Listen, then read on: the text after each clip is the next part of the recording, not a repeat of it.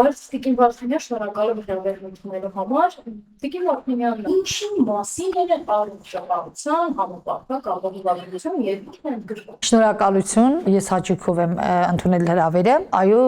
ոնց որ թե հասել ենք վերջնա, այսպես ասած, կետին, նախագծային մասի առումով եւ ոնց որ առողջության համընդհանուր ապահովագրություն, այդպես է կոչվում այսօր այն փաթեթը, որը որ շրջանառվում է ու հասել է արդեն ազգային ժողով, ընդունվելու եզրին է,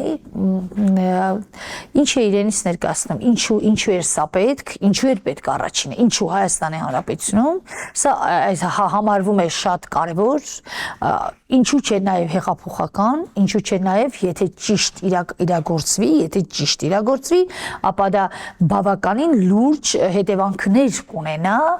եւ առողջության պահպանման եւ ընդհանուր մինչեւ հնայի վրա մեր Հայաստանի Հանրապետության համախառն ներքին արտադրանքի կառուցվածքի եւ չափի վրա Հայաստանի Հանրապետությունը որպես պետություն սոցիալական իրեն հռչակած սոցիալական պետություն ինքը բավականին քիչ ներդրում է անում քիչ ֆինանսներ է ուղղում դեպի առողջապահական ծախսեր այն կազմում է հանրային տիրույթում մարդկանց քաղաքացիների ծախսած գումարների ընդամենը 14%-ը Համեմատության համար ասենք, որ մեր նման եկամուտներ ունեցող երկրներում, հա, նախկին հետ սովետական եւ նաեւ մեր հարևան երկրների մոտ անգամ 2 է առնվազն չեմ համեմատում ավելի զարգացած երկրների մոտ, որտեղ օրինակ եվրոպական երկրներում դա ուղիղ հակառակ պատկերն է, այսինքն 80-85% ամբողջ ծախսերի քաղաքացու վերցված է պետական հոգացության այսպես ներքո։ Հիմա ինչ պետք է անի Հայաստանի Հանրապետությունը, որպեսզի կարողանանք այս բեռը, ծանր բեռը թեթևացնել քաղաքացիների ուսերից։ Ինչու է ծանր, որովհետև առողջապահությունում կան ծախսեր, որոնք առաջացնում են աղքատացում, այսինքն բերում են այնպիսի վիճակի, որ մարդիկ իրենց տունն են վաճառում, ընկնում են մեծ վարկերի ու պարտքերի տակ, դա չարորակ նորագույացությունների բուժման process-ն է, դա նորագույն թանկարժեք տեխնոլոգիաներով կիրառվող վիրահատական եւ այլ միջամտություններ են, դա երկար վերականգնողական բուժումներն են, որոնք Հայաստանի Հանրապետության միջին եկամուտներ ունեցող քաղաքացու համար անհասանելի են։ Բառից բուն իմաստով դեռ չենք խոսում 23% աղքատություն ունեցող պետությունում 23%-ի համար։ Եվ հետևաբար հրամայական կար խնդիր կար, որ այս հարցը պետք է լիներ առաջնային, այսինքն սոցիալական առողջապահական հոգացության մակարդակը պետական մասշտաբով, այսինքն ֆիսկալ հատվածում պետք է ավելանար։ Իհարկե, այդ 14%-ը ապահովում էր պետական պատվեր հասկացությունը, որը որոշ խմբերի համար արվում էր տարբեր փաթեթների ձևով, այսինքն օրինակ պայմանական ասեմ, առաջին, երկրորդ, երրորդ կարգի հաշմանդամություն ունեցող քաղաքացիները տարբեր ձևով էին օգտվում պետական պատվերից, առաջին, երկրորդ կարգին ավելի մեծ փաթեթից, ավելի թանկ ծառայություններից, երրորդ կարգի հաշմանդամություն ունեցողների համար ավելի թեթև, ավելի մակերեսային ծածկույթեր որոշված ու իրականացվում է։ Բացի դա մենք շատ լավ գիտենք, որ մեծ հերթեր են գոյանում, անկախ ինչ կանել, որ առողջապահության նախարարությունը ուզում է հերքել դա, որ մեր մոտ դա չկա, կան, մարդիկ 6 ամիս առաջ իրենց MRT կատե հետազոտության համար հերթագրվում են, բազմաթիվ տեղեր գնում են եւ իրենց մերժում են, մի խոսքով այսպիսի վիճակ է Եվ որպեսզի կարողանալ այս հոգացությունը ապահովել, առողջապահական բեռը որոշակի թեթևացնել, աշխարհում ավելի լավ բան դեռ չեն հորինել, կան ապահովագրական համակարգներ։ Ինչ է դա իրանից ներկայացնում, վճարում ենք բոլորս, այդ թվում եւ պետությունը, օգտվում է մի մասը։ Սա սոցիալական համերաշխության ու սոցիալական արդարության ու համերաշխ հասարակություն ունենալու շատ կարևոր գործիք է, սակայն ճիշտ չօգտագործելու դեպքում մենք կունենանք լուրջ խնդիրներ։ լուրջ լրջագույն խնդիրներ կունենանք, այստեղ է թաքնված գաղտնիքը, սա է կարևորը, որովհետև պետք է հիշենք, որ դեռևս 2000 թվականին Հայաստանի Հանրապետությունում գործել են, աշխատել են այս ուղղությամբ եւ նույնիսկ եղել է հաստատված հայեցակարգային փաստաթուղթ, որ կարող եք Arlis համակարգում գտնել, որ պետք է ապահովագրական համակարգ ներդրվեր։ Ավելին, նույնիսկ նախատիպը, այսպես ասած, պետական արժանապատվական գործակալությունը ստեղծվել է, որտեղ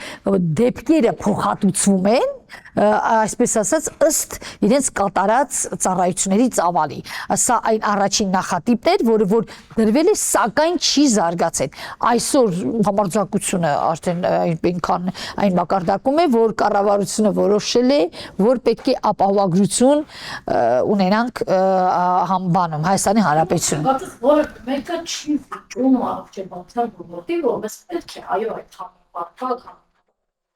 մեզ պետք է։ Բայց այն ձևը ինքը որ լավ նախատեսում, որքան է խնդրահարույց եւ որքան է մենք կոնեն 50% բարելավման հասել ենք։ Մենք եկանք հասանք բանալին, այս բոլորը իհարկե ինչ էր այն նախաբաններ, թե ինչի է պետք է ծրագիրը իրականացնել եւ ինչու է կարեւորում այս ծրագիրը։ Հիմա անցնենք ինչ է ծրագիրը եւ իրականում ինչ ենք անելու, ինչ ենք հասնելու։ Իրականում այստեղ վտանգը հետեւյալն է, որ ցավոք սրտի այն ինչ որ որդեգրել են, ստացվելու է մեծ պետական պատվեր։ Ինչ ասել կուզեմ մեծ պետական պատվեր, այսինքն կլինեն ուղակի շահառուների թիվը ավելացած, ներգրաված, սակայն գործառույթները ընթացքը եւ այլն կարող է շատ ինքը ոչինչով չտարբերվի, շատ նման լինի պետական պատվերի։ Ինչ է որոշվել է, որ պետք է իրականացվի ինչ որ X ծառայությունների փաթեթով պարտադիր ապահովագրություն բոլորի համար նույն ծառայությունների փաթեթը։ Ծառայությունների փաթեթի դիֆերենցիում չի լինելու, բացառությամբ չապահովագրված մարդկանց համար նախատեսել են նվազագույն փաթեթ կամ լրացուցիչ ինչ որ մի շահառուի մի խմբի համար, որը չի ասվում։ Sense շատ մոտավորապես շատ ընդհանրական եզրույթներով է այս ամեն ինչի մասին ամրագրված նախագծային փաստաթղթում, որը մշակվեց առնվազն 3-4 անգամ փոփոխությունների ենթարկվեց, ընդհանուր անվանումը փոխվեց, համապարփակը վերածվեց համընդհանուր, գոնե գիտակցեցին, որ սա համապարփակ չէ, այսինքն ծառայությունների մասով ինքը չի կարող այդպիսի մեծ տիրույթ ընդգրկել, պայմանավորված է ֆինանսական հնարավորություններով եւ այս բոլորի հետ միասին հիմա մենք գնում ենք մի վիճակի, մենք հաստատում ենք մի փաստաթուղթ, մենք ինիկատում եմ ազգային ժողովը, որտեղ ամեն ինչ գրված է խիստ ընդհանրական, նամանավանդ եթե դա վերաբերվում է ծառայությունների փաթեթին, եթե դա վերաբերվում է կոնկրետ այդ փաթեթների տարբերակմանը, հիմնական, նվազագույն, լրացուցիչ, 3 տեսակի փաթեթ է այստեղ խոսվում, 3 տեսակի փաթեթի մասին է խոսվում։ Հիմա տեսեք ինչ ենք անելու, ուր ենք հասել մենք, ինչ է լինելու։ Առաջինը որ կատարվում է, դա փաթեթների անգամ ուղղվածության մասին խոսք չկա։ Մարդիկ չգիտեն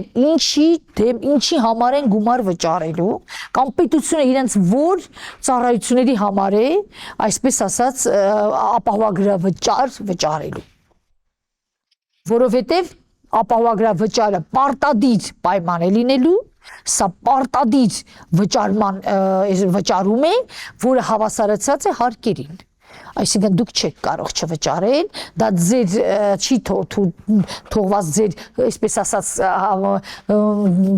տիրույթում, դա պարտադիր է չվճարելու դեպքում դուրս տուգանքներ են նախատեսած օրենքով, հարկային օրենսգրքով, սահմանված կարգով։ Հետևաբար մենք մի իրավիճակում ենք, առաջինը ամրագրենք, որ նախ մեկ հարկատեսակ ավելանում է նրանց համար, ովքեր որ այսպես ասած աշխատում են, վարձու աշխատողներ են, մեկ աշխատող ավելանում է, անունը ինչ ուզում են դնել, ինքը հավասարեցած է հարկերին, բոլոր առումներով, ապահովագրավճար, առողջության հարկ, էականորեն իմաստը չի փոխվում։ Մեկ եւ երկրորդը միջին քաղաքացու, միջին եկամուտներով քաղաքացու վրա մեծ բեռ է դրվում։ Ես իմ ասա հանգամանորեն կբացատրեմ։ Ապահովագրավճարը վճարելու են պետությունը որոշ շահառուների խմբերի համար 26 թվականին պետության ֆիսկալ հատվածից ապահովագրավճարներ են վճարվելու 65+ տարիքի քաղաքացիների համար, մինչև 18 տարեկան երեխաների համար, հա, հաշմանդամություն ունեցող եւ ֆունկցիոնալ սահմանափակումներ ունեցողների համար, ծանր միջին եւ խոր այս երեքի համար եւ առաջին, երկրորդ, երրորդ կարգի հաշմանդամություն ունեցողների համար 28 եւ ավելի բալ ընտանեկան նպաստի համակարգում այս գրանցվածների համար եւ այս բոլորը ոչ թե դեպքերն են փոխհատուցվելու, այլ նրանց տվյալ քաղաքացիների համար պետությունը ամեն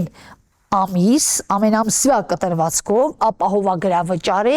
վճարելու։ Այստեղ տարբերություն կա սրանց մեջ։ Մեկ, իսկ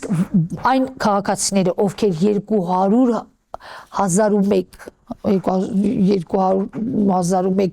դրամ եւ ավել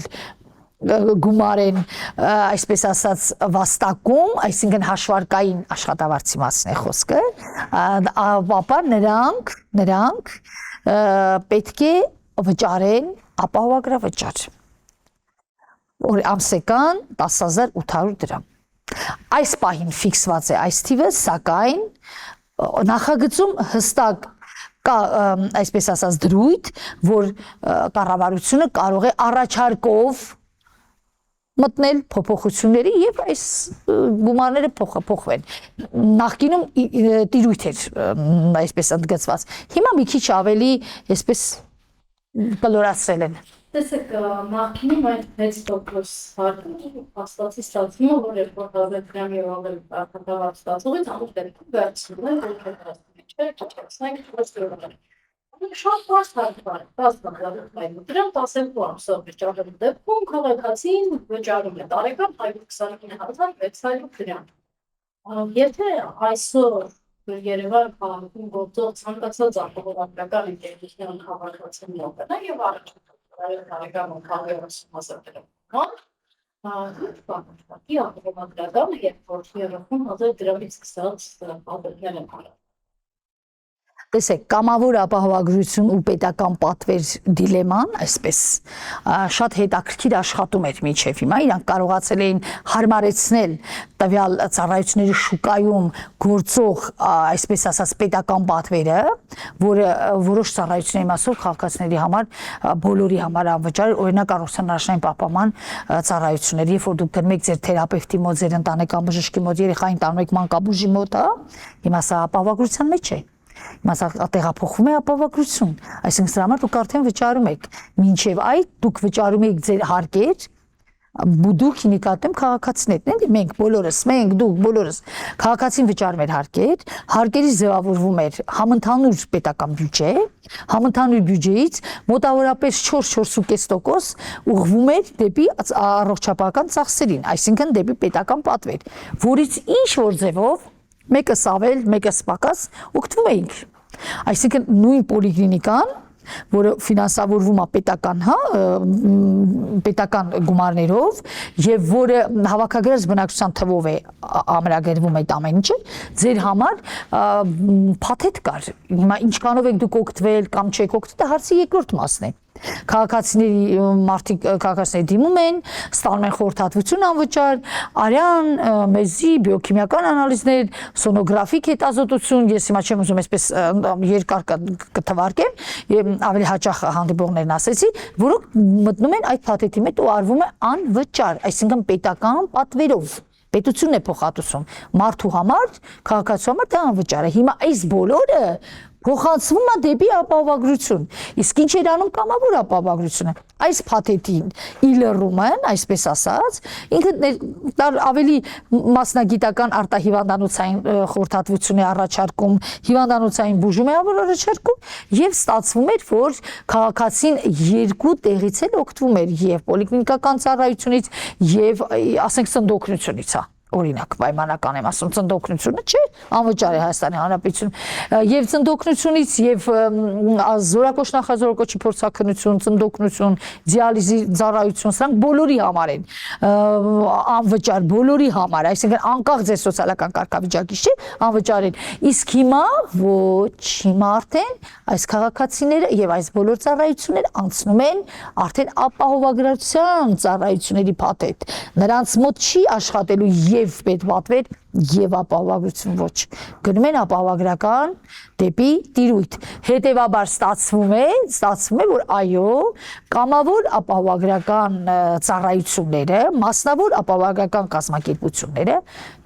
փոխելու են իրենց գործունեությունը այն ինչ որ դուք ասում եք շուկան շատ հետաքրքիր համադրվել էր մյուսի բացամեկով փակելով եւ որոշակի բարեկեցություններ ապահովել որոշ քանակի մարդկանց համար թվականակով սրանք մեծ թիվ չեն կազմում սա իսկ օրինակ պայմանական 2026 թվականին նախատեսած է 1.800.000 քաղաքացու ապահովագրման գործընթաց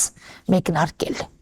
տեսեք ինչպես է 10 անգամ ու եթե ոչ 10 անգամ 7-8 անգամ պակաս թվի մասին է խոսքը կամավոր ապահովագրությունից օգտվողներին է այստեղ խնդիրը ամբողջովին փոխվում է մոտեցումը ապահովագրական շուկայում ծառայությունների շուկայում արմատապես փոխվում է արմատապես ձեր ասած տարբերակը այո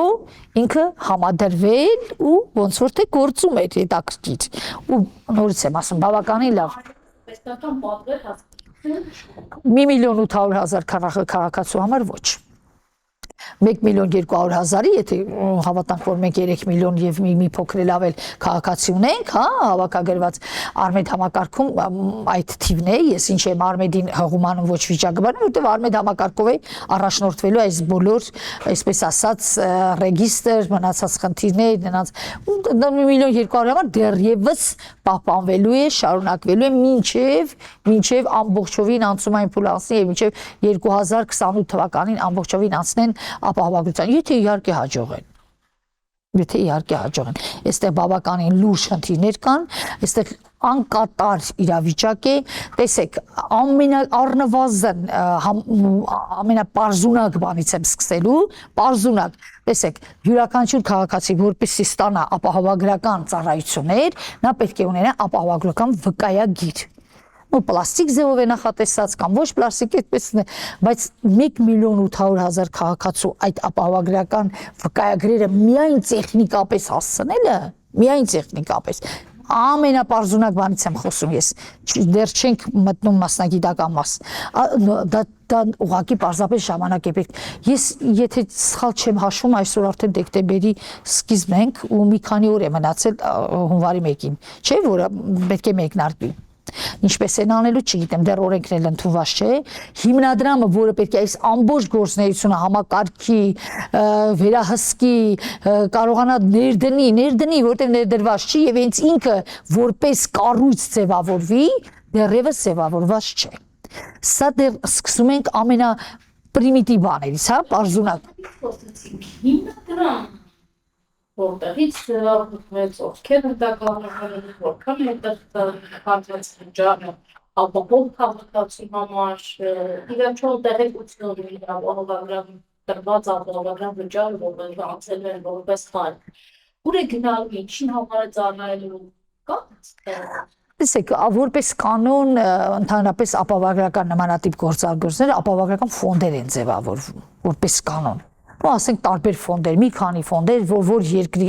փորձը որ ուսումնասիրում եք, հիմա չեմ ուզում ծանրացնեմ, բայց այդպես է, ինչ է լինելու Հայաստանի Հանրապետություն, գանձապետական բարձունակ հաշվի ունենալու ուղղակի։ Այդ հաշվում կուտակվելու են այն գումարները, որոնք եւ պետության կողմից են այդ հաշիվ փոխանցվելու եւ քաղաքացիները գործատուների միջոցով, այսինքն ձեր գործատուն պահելու են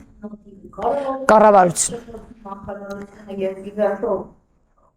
ոնց չգիտեմ ֆոնդի կառավարիչ կառավարում կար այդպես կառավարությունների ոնց է կառավարվում անպայման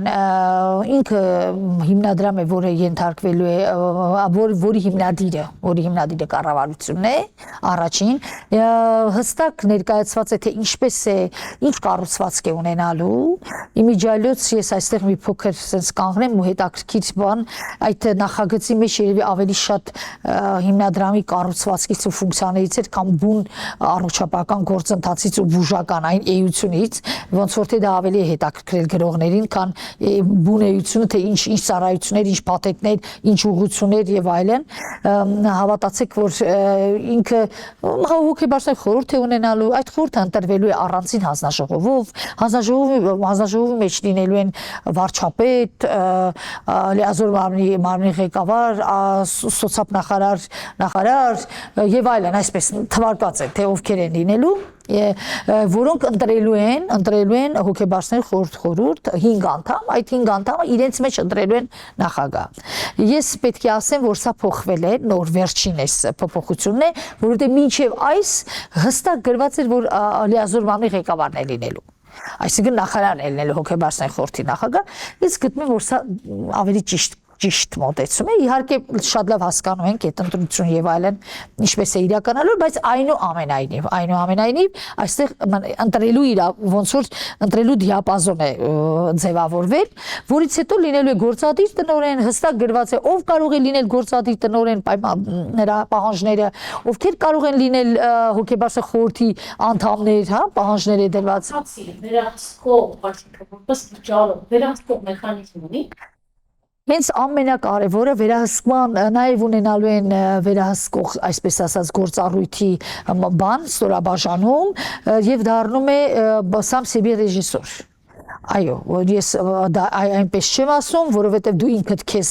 դու ինքդ քո արածին ասես, որ ճիշտ է, սխալ է, շատ լավ հասկանում ենք, որ այդ խնդիրները, որոնք որ լինելու են կոնֆլիկտային իրավիճակներ եւ քաղաքացու այսպես ասած ծառայություններ ստանալու, massամբ ստանալու, մերժվելու հետ կապված, ինչքան էլ որ սա որոշվի, որ սա մասնավոր դեպքեր են լինելու են դեպքերը շատ եւ ցավոք սրտի այն նկարագիրը, որի մասին ես այսպես մանրամասն հնարավորինս մանրամասն ներկայացեցի, ինքը հավասարակշռված չէ։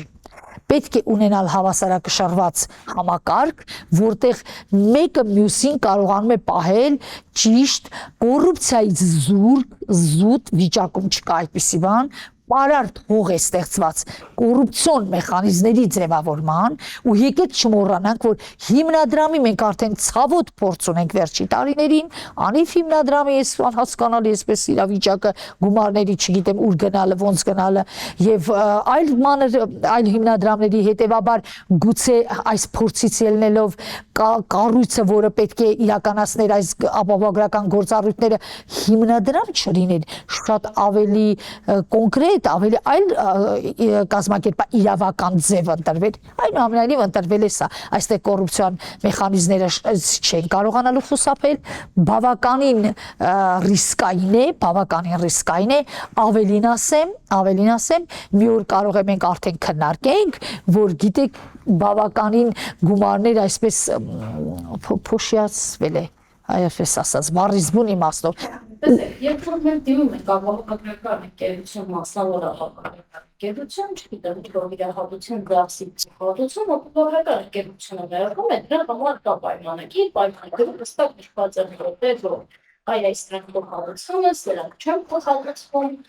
եւ այդ պայմանագրի հիման վրա հնարավոր է մեր ապահովագրողների բյուրո, որը հնարավորություն ունի անցկացնելու են, որոնք նրա ողջում հնարավոր է առաջիններ ողջունել եւ այլն։ Այս դեպքում երբ կա այսպես ասած ֆոնդը, ինչ-որ եւ մեզ հասել այդ քարտերացվածը, դիմեցինք, ասացին, չգիտեմ, հիմա հնարավոր չի, կամ ձեր չի հասնում, դա ենթադրում է նաեւ այսինքն մեծ ոսկեր գնացին, մարդիկ չգիտեմ, ուղղակի իրենց մերժեցին կամ ասացին, ձեր հերթը կհասնի ինչ-որ ամիս հետո։ Որտեղ կարող է քաղաքացի բողոքել մի ծառայության համար, որը իր համար ինքը վճարել է, բայց չգիտեմ։ Բողոքարկման համար հստակ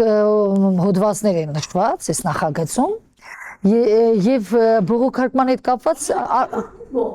Առաջինը հիմնադրամին, հենց դրա մասին եմ խոսում, որ ինքը իրեն է վերահսկելու եւ դա այդպես չի կարող լինել առանց կոռուպցիայի, առանց կողմնապահության, արդարության սկզբունքներով, չի լինում այդպես։ Ինչքան էլ ինձ կարող է դա համոզել, պետք չի համոզել, դա աքսիոմա է, հետեւաբար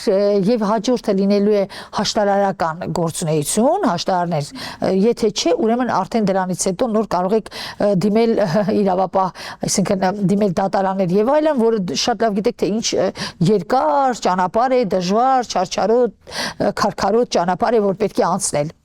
Իրականում վերահսկողական մեխանիզմների մասին շատ հպանցիկ է գրված, այդպես շատ sense ֆորմալ եւ հասկանալի է, որ կյանքում իրականության մեջ առանձնապես հաղթանակի հույսեր չկա։ Ու փչակերտերով հաղթանակի նկատի ունեմ, այսինքն խնդիր, որ կարողանան բարել, այսպես ասած, վճարի կամ մերժման հետ կապված հիմքերը հասկանալ եւ այլն, առավել եւս որ չափորոշիչները գործելակարգերը ուղեցույցները դեռևս ամբողջական չկան, որպեսզի հասկանալ ինչ են մերժել, ինչի չեն մերժել, ինչ են մասամբ վճարել, փոխհատուցել եւ այլն, քաղաքացին դրանից է դժգոհ լինելու եւ հերթերից։ Այսինքն ասելու գիտեք, ես գնացել եմ եւ արդեն 8 ամիս է հերթի մեջ եմ, չնայած ամրագրված է միջև 6 ամիս հերթ։ Միջև 6 ամիս։ Այսինքն եթե 6 ամսից ավել դուք հերթ եք կանգնում, դուք կարող եք ցանկացած հիվանդանոցում գնալ այդ բուժօգնությունը ստանալ, հետո ձեզ կփոխհատուցեն, դե սա հեքիաթ է։ Սա այնպիսի թղթարարության, այնպիսի բյուրոկրատական համակարգի, այսպես ասած, հորձանուտներում ցես կխճճվեք, որ կմոռանաք, կգտնեք, որ ավելի լավ է գնաք վճարեք, բայց չգնեք այդ, այսպես ասած, ոլորանների մեջ։ Դա միանշանակ եմ ասում, մարդ, որը որ այս բոլորից շատ տեղյակ է եւ պետական առողջապահական գործակալություն է ղեկավարել, այսինքն այդ նախատիպը ապահովագրական, պետական։ Այնուամենայնիվ ես հասկանում եմ, թե ինչ ուր են գնում եւ ինչքան անպաշտպան է լինելու Հայաստանի Հանրապետության քաղաքացին, անպաշտպան է լինելու։ Ես գուցե դա 26 թվականի առաջին մի քանի ամիսներին այնքան էլ չերևա նախընտրական, այսպես ասած, անձրևանոցի կամ ասեմ հովանոցի ներքո, որովհետեւ այնուամենայնիվ այստեղ քաղաքական կոմպոնենտը չմոռանանք, որ հենց հստակ է, բայց եկեք հասկանանք, որ սրանով չի ավարտվում եւ սա ընդամենը սկիզբն է եւ նա պետք է այնքան ճիշտ ու այնքան հարմարեցված ու ադապտացված լինի հայկական իրավիճակին, հայաստանյան իրավիճակին, որ ունենանք ճիշտ մոդել, պայմանական օրինակ համեմատեմ, ձեզ Ղազախստանը 2 անգամ սկսել ու կանգնացրել է։ Եվ նոր հասկանալու որ ուղղակի չի ստացվում, չի կարողանում, հաշվարկները ճիշտ չեն, ակտուարական հաշվարկները լիարժեք չեն, դիմելության ու թողունակության խնդիր կա, ես բոլորը հաշվել եք, իհարկե ոչ։ Շատ լավ պատկերացնում եմ ինչը կատարվում, նաև ներսում ամեն մեծ խոսքերը, որը բախամեն ինչից դնյալ է, բիալ, արդյոք մեր բուժ աշխատողների, մագազալը, սպասարկման հմտությունները ու նաև ի վերջո շատ բուժամբուլատորիաների առանցքային հնարավորությունները, սպասարկման հնարավորությունները գումները այդ խոսքերը կառավարելու։ Տեսեք, առաջինը որպեսզի մենք հասկանանք ինչ կարող ենք անել, ինչ ոչ,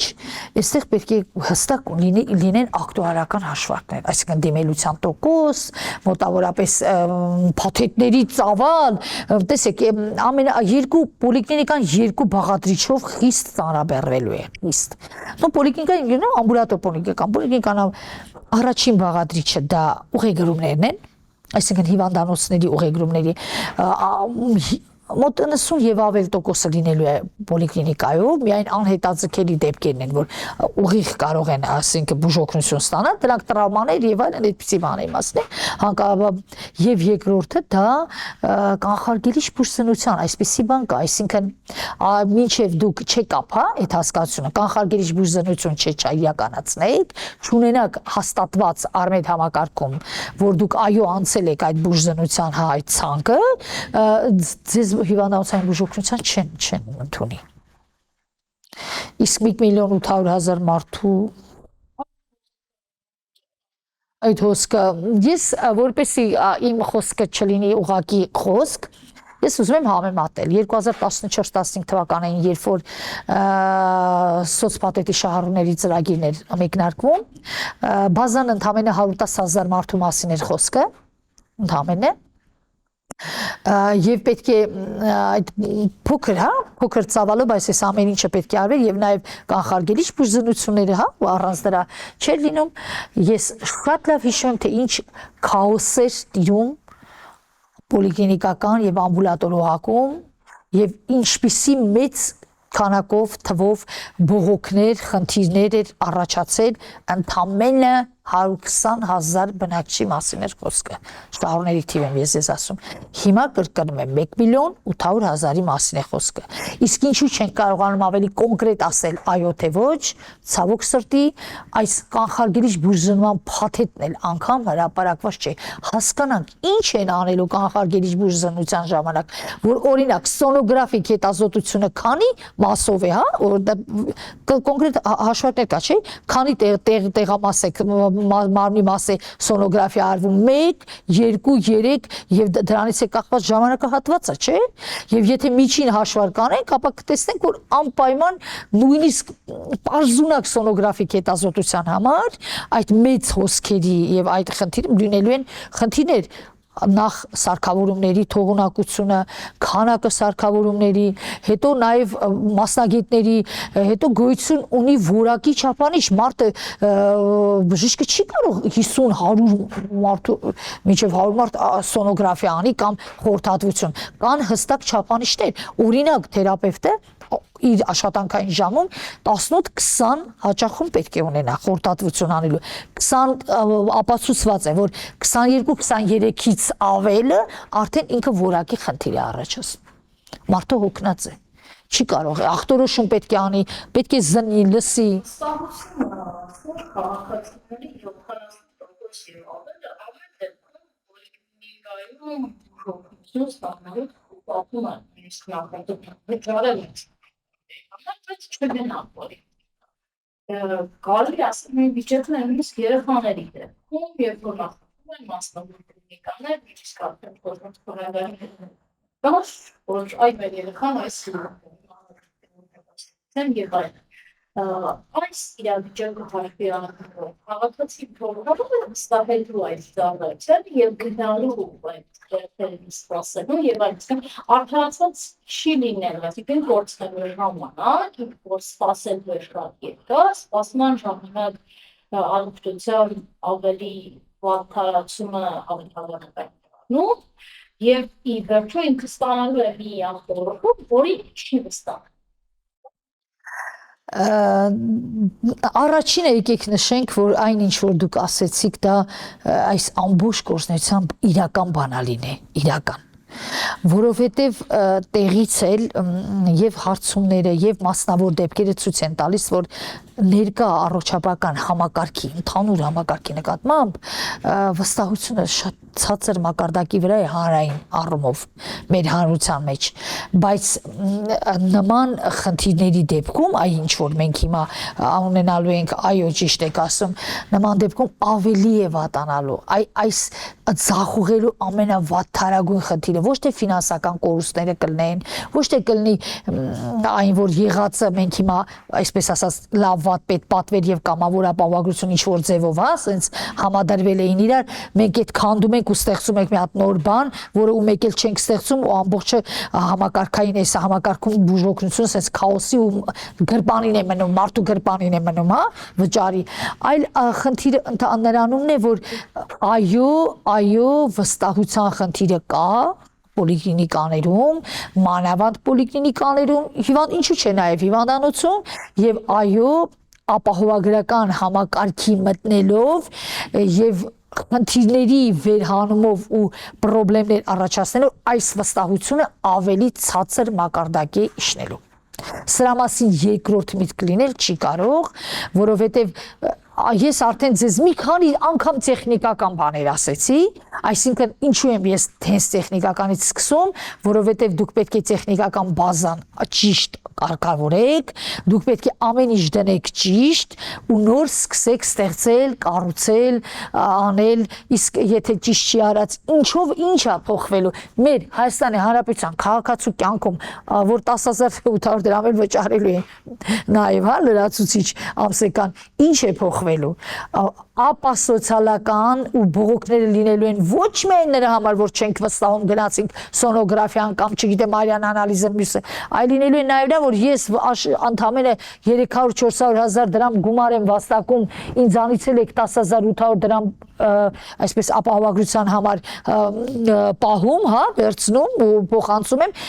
1 միլիոն դրամ ստացողնել են նույնը անում, այսինքն նույն գումարներն ենք վճարում, ինչ անշ, սա սոցիալական է։ Բոլոր սոցիալական, այսպես ասած, սոցիալական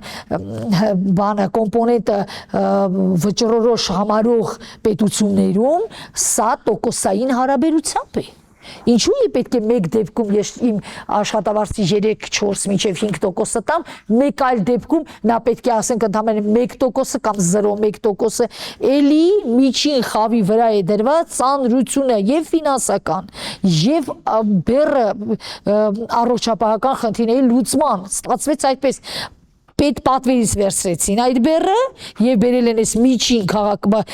եկամուտներ ունեցող ընտանիքների վրա նորից դրել են ասում են դուք տվեք տարբեր հարկեր այդ հարկերից մեկ կբերենք կտանք 65 տարեկան բարձրին 18-ին այսինքն այս շահառուների խմբին հաշմանդամներին այս էլ է անում միջին ստատիստիկ եկամուտ ունեցող քաղաքացին բացի դա դուք էլ ձեզ համար վճարեք Սա է ավելացել, այս կոմպոնենտն ավելացել, դուք նորից ձեզ համար վճարելու եք։ Այն մարդիկ, ովքեր բարձր աշխատավարձ են ստանում, իսկ դրանց մոտավորապես 25-30-20-25%-ը մեր բարձր աշխատողների 1.800,900 եւ ավել ստանում են, այս մարդիկ էլի շահեկան վիճակում են, որովհետեւ շատ ավելի քիչ են իրենք վճարում երբ որ կտեսնեն որ գիտեք այնքան էլ հարմար չի այս փաթեթները դե փաթեթները չգիտենք դրա համար չենք խոսում չգիտենք ես իհարկե աշխատանքային կարգով որոշակի բաներ գիտեմ բայց հրապարակված չի կարող է ամեն րոպե փոխվել այսինքն իմ խոսքը կլինի առ ոչինչ դրա համար ես դրան չեմ կարող անդրադառնալ չեմ կարող եզրակացություններ անել բայց պայմանական եմ ասում եզրադրենք այդքան է դուր չի գա նա կգնա իլրում են դրան որտեվ պետությունը թույլ չի տալիս այդ ձեր միայն իլրում են դրան կվերցնի ապահովագրական կամավոր ապահովագրական փաթեթներ քանի որ իր համար դա հասանելի կլինի ինքը նույն 10,800-ն է վճարում ինչ որ 400 կամ 300,000 կամ 200,000 դրամ բան աշխատողը բանա վաստակողը եւ այնուամենայնիվ իր բարեկեցությունը որոշ չափով կապահովի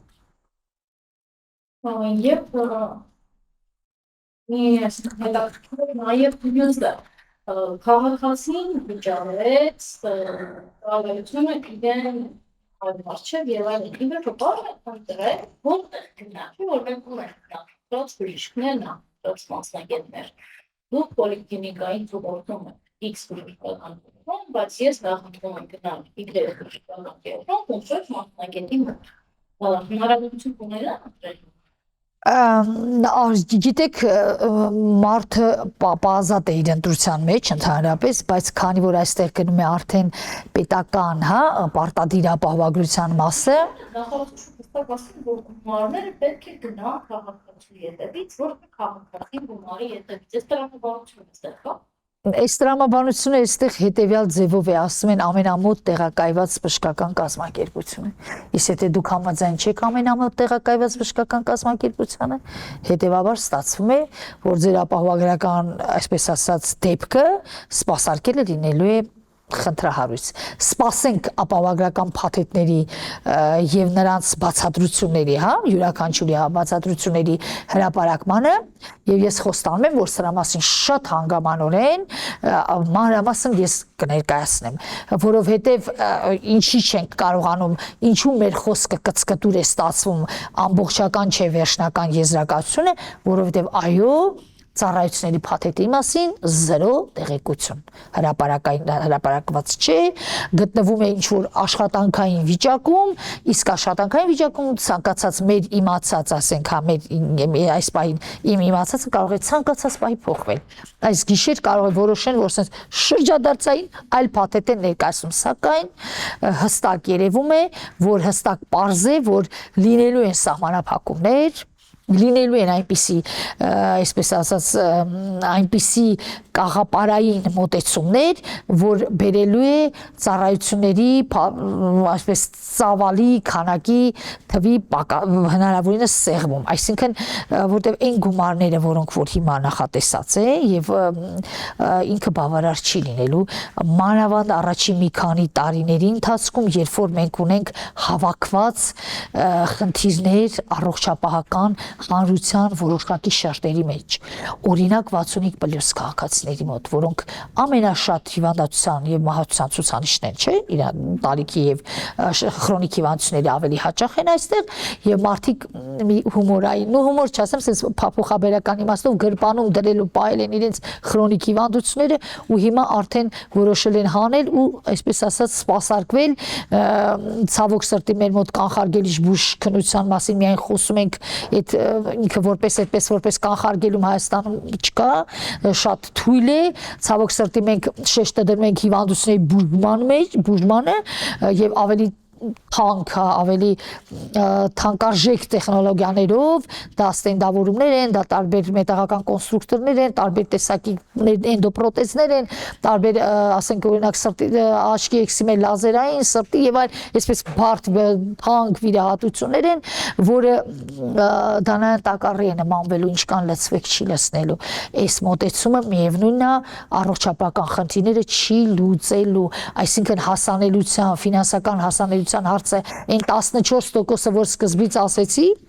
որ մենք ընդամենը 14%-ը պետությունը հոգում, մնացածը անում ենք մենք մեր գրպանից, դեղ, պարագա,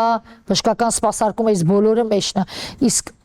Հայաստանի Հանրապետությունում ըստ ազգային հաշիվների վերլուծության մենք մեկ տարվա ընթացքում 840 միլիարդի կարգի առողջապահական ծառայություններ ենք գնում։ Տեսեք ինչ թվերի մասն է խոսքը։ Որոշակի մասով, այո, դեղորայքի փոխհատուցում ունենալու են, քրոնիկ հիվանդությունների շարունակական դիսպանսերային հսկողության տակ գտնվող քաղաքացիներին համավճարային սկզբունքով, այսինքն պետություն քաղաքացիները վճարելու համավճարային սկզբունքով դեղորայքի տրամադրում են նախատեսած։ Նորից գրված է այսպես ընդհանուր ոչ մի հստակ բաներ դեռ չկա, ծառայությունների մասով գրված է ավելի ներկայացրել են այո, որտեղ չունենք, չկա ծառայությունների ցանկ եւ դրա համար Ես նաև ուշադրություն դարձեցի, հետևեցի լիազոր մարմնի ղեկավարը այն ինչ որ հրապարակված է հիմնավորում փաստաթուղթ է կոչվում, ընդունված ձևաչափ է, այդ հիմնավորում փաստաթղթից որոշակի բաներ ուղղակի բարձրաձայնեց։ Ինչ վերաբերվում էր հարցապնդումներին, հարցերին, իհարկե որոշակի հարցեր եղան, այո, նաև այդ սրության ցանկերի հետ կապված, բայց մասնագիտական մասը շատ թույլ էր, երևում էր, որ մասնագետների հետ չէին խորհրդակցել, մենք էլ բժշկական, այսպես մասնագիտական տենց ներուժ չունենք բանում, եւ ոչ օպոզիցիայում, ոչ էլ առանձնապես բանում իշխող այսպես ասած ֆրակցիայում, որովհետեւ հիմա մեր բուժքույր մասնագիտական բուժքույր տիկինը այդպես ղեկավարում ասում է, եւ այդպես էս մակարդակում ենք, ես բուժքույրերի դեմ չեմ, ոչ մի բանով, բայց բուժքույր տիրակորցանի, առավել ավելին ասեմ, պարզապես բժիշկ աշխատած մարդիկ էլ ուղղակի չեն կարող էս, սա հանրային կառավարում է, հանրային առողջապահական կառավարում է, սա պետք է ունենալ մասնագիտական մոտեցումներ, ճանաչած ճանապարհ եւ նաեւ աշխատանքային փորձ համապատասխան, այսպես ասած, կառույցներում, որպեսզի հասկանալ ինչ է կատարվում։ Իսկ այս մենք ունենք այն ինչ ունենք։ Բանը ազգային ժողովը արտացոլում է մեր հանրության հասարակության մեջ այսօր եղած բոլոր շերտերը եւ բացավոք այս շերտերի կառուցվածքն ու գերարխիան հստակ այդտեղ արտացոլված է հետեւաբար ես առանձնապես տենց լավ ճիշտ հարցադրումներ չտեսա չնայած բարձրացնում էին փաթեթների հարցը բարձրացնում էին ուռուցքային հիվանդությունների հետ կապված ինչ կան ես հիշում եմ իհարկե նորից սա բանավոր է չի կարելի բանավորի վրա այդպես հույս դնել այսօր այդպես է վաղը կարող է փոխվել ասեցին որ քիմիոթերապևտիկ դեղերի փոխհատուցումը 1.200.000 կլինի հիմա 150 եւ 300.000 նայած եթե հաշմանդամություն ունեք, եթե 300, եթե ոչ 150.000,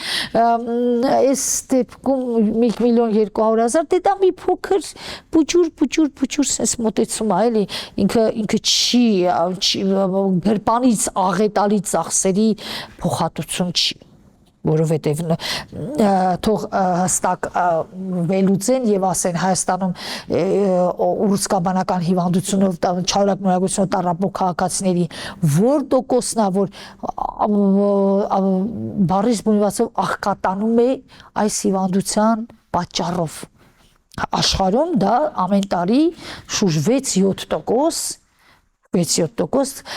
ընտանիքներ աղքատանում են այս նմանատիպ ծանր ծառայությունների ֆինանսական ծանր ծառայությունների փոխհատուցման պատճառով ուռուցքաբանություն փոխպատվաստում հիմա չենք էլ իմանում ուղղակի բանավոր ասում են լիազոր մարմնի ղեկավարը բանավոր ասում է որ կա քիմիոթերապիա դե մենք էլ sense հավատում ենք որ կա sense բանավոր հա Դրա համար մեր խոսքը դառնում է ոչ ամբողջական, վերլուծությունը դառնում է սեգմենտային, խորքային եւ համապարփակ վերլուծություն չէ կարող իրականացնել, մինչեւ չիմանանք թե ինչ է ինչ ծառայությունների մասին է խոսքը, բայց ինչ վերաբերվում է ապահովագրաճ վճարների մասին, ինչ վերաբերվում է տեխնիկական այսպես ասած նախնական պատրաստվածություն մենք տեսնում ենք թե ինչ վիճակ է, ապասոցիալական, չպատրաստված Նորից եմ ասում, դուք կոլեկտիվում աշխատում են մարդիկ, քաղաքացիներ, որոնք տարբեր աշխատավարձային բազա ունեն, հաշվարկային բազա ունեն աշխատավարձի։ Հավասար նույն գումարը տալը, ինչ է, աշխատակիցներից մեկի բարեկամի համար սքոպսակ չեք բանանում, այդպես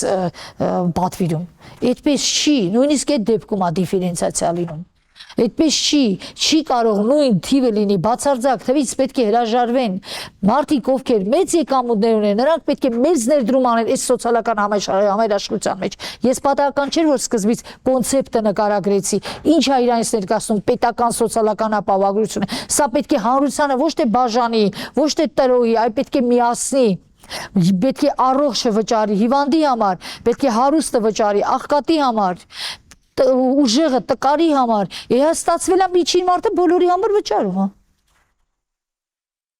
Ես այսպես եմ գնահատում ֆինանսական առումով այդպես եմ գնահատում ես գնահատում եմ որ սրանից միջին հաշվարկային բազա ունեցող աշխատավարձի հաշվարկային բազա ունեցող քաղաքացու համար կյանքը վատթարանում է ֆինանսական առումով մնացածը կան որոշակի առավելություններ 65+-ի համար հա Այստեղ էլ է խնդիր, մարդիկ կա 65+-ին եւ ավելի շատ եկամուտ են կարողանում ստեղծել, արարել, քան ենթադրենք միջին տարիքի քաղաքացին, որը պայմանական ինչ որ մի գերատեսչությունում աշխատում է քաղաքացիության ոլորտում։ Սոցիոպաթետի շահառուները նույնպես նրանք ովքեր 200.000 եւ ավել են վաստակում, նրանք արդեն անցնում են ապահովագրություն եւ եթե մինչեւ հիմա չէին վճարում, այսինքն պետությունը հաշվարկներ էր արել իրենց համար, այդտենց օֆիցիալ վճար չկար Հիմա արդեն 10.800-ը էլի կվճարեն։